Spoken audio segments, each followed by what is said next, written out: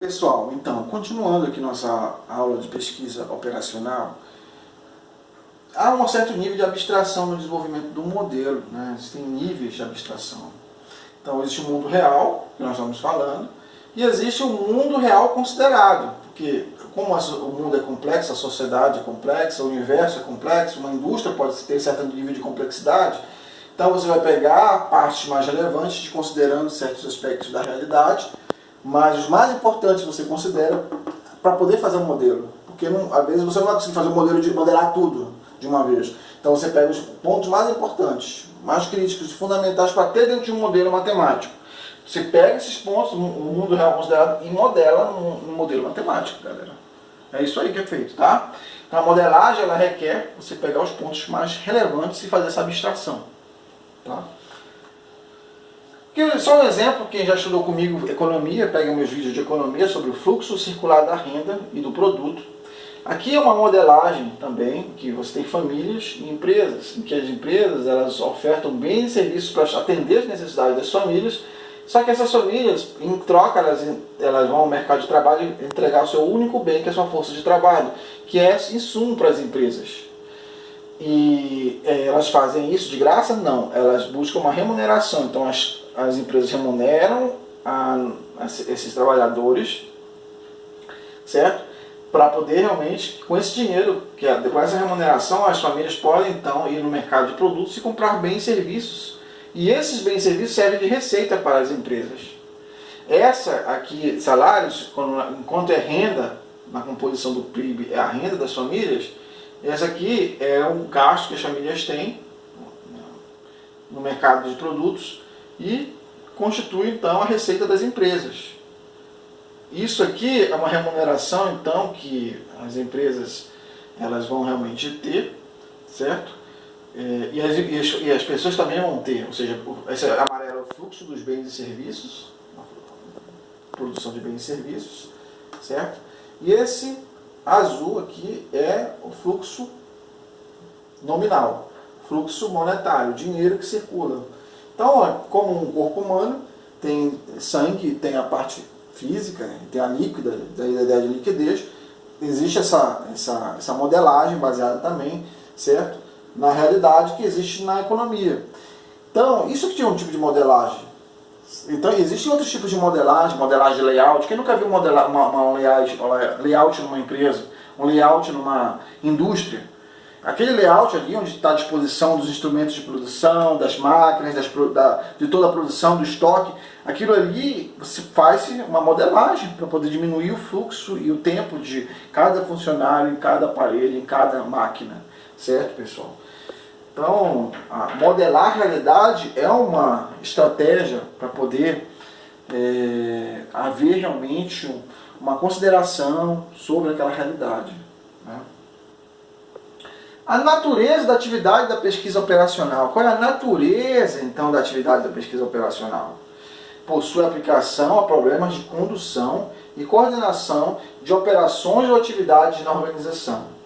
Então, ela é muito útil na coordenação dessas operações, das atividades que existem, para conduzir certas atividades. A pesquisa operacional é uma ferramenta muito importante nesse aspecto.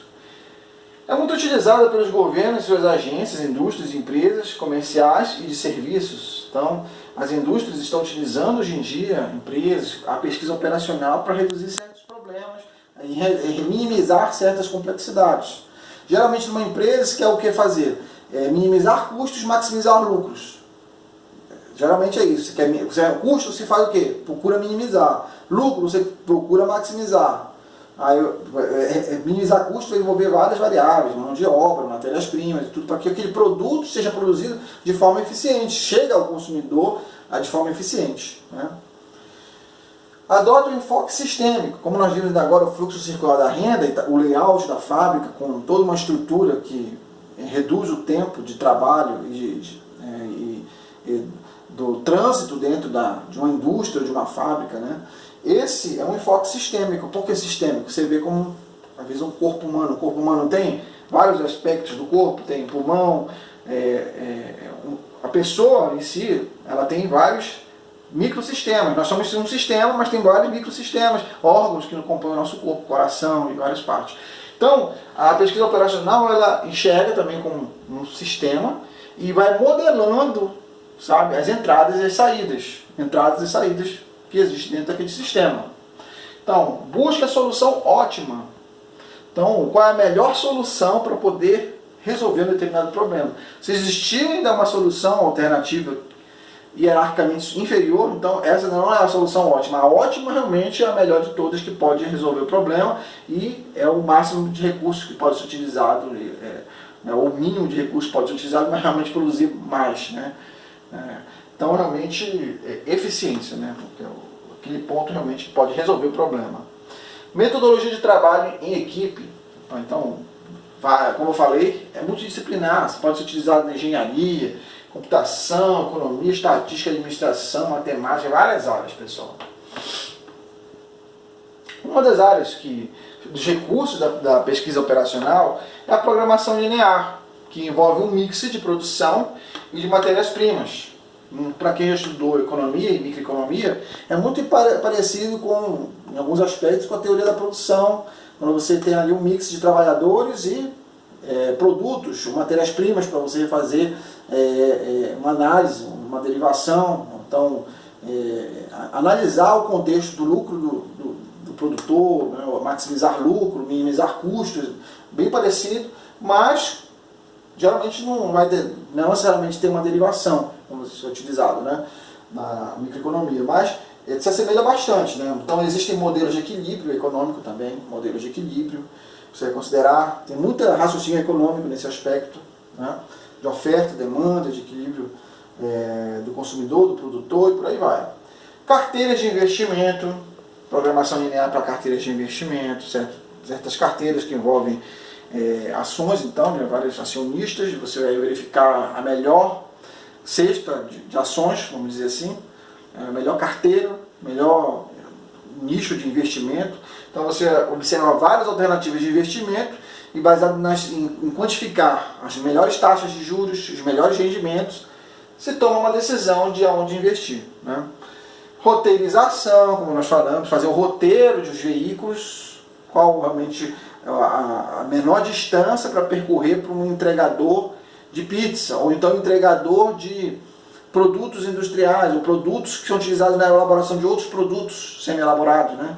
Enfim, jogos empresariais, teoria dos jogos de empresa, ou seja, teoria dos jogos ali é interessante também para você pensar qual a atitude de uma determinada empresa se eu minimizar os custos aqui, diminuir custos, se eu diminuir meu preço, se eu aumentar a minha produção, se eu melhorar a qualidade nesse aspecto, né? Se eu aumentar meu parque de distribuição, o parque industrial, né?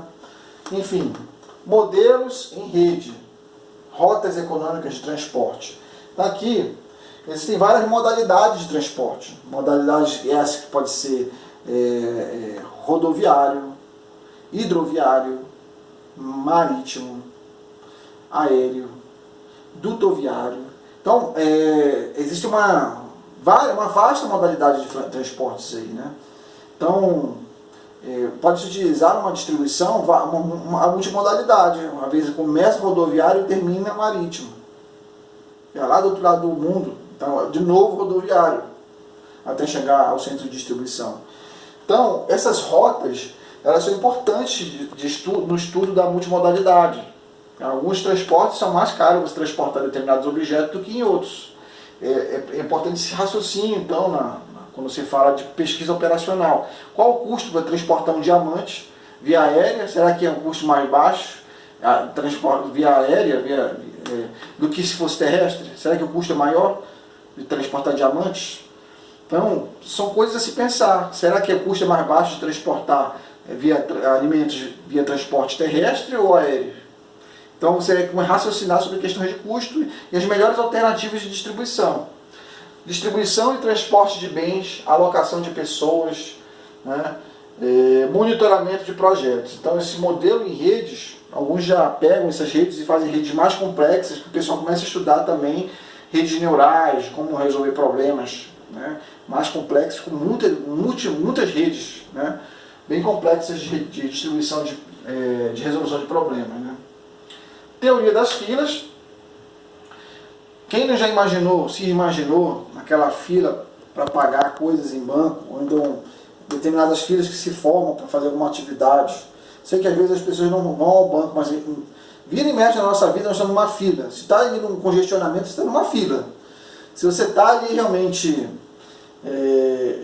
pagando, ou então comprando coisas no supermercado, e aí você tem que enfrentar aquela fila, qual é o menor tempo que o caixa ele pode ter para resolver o problema de filas, de passar todos os produtos? Será que é 10 minutos, é 15 minutos, é 20 minutos?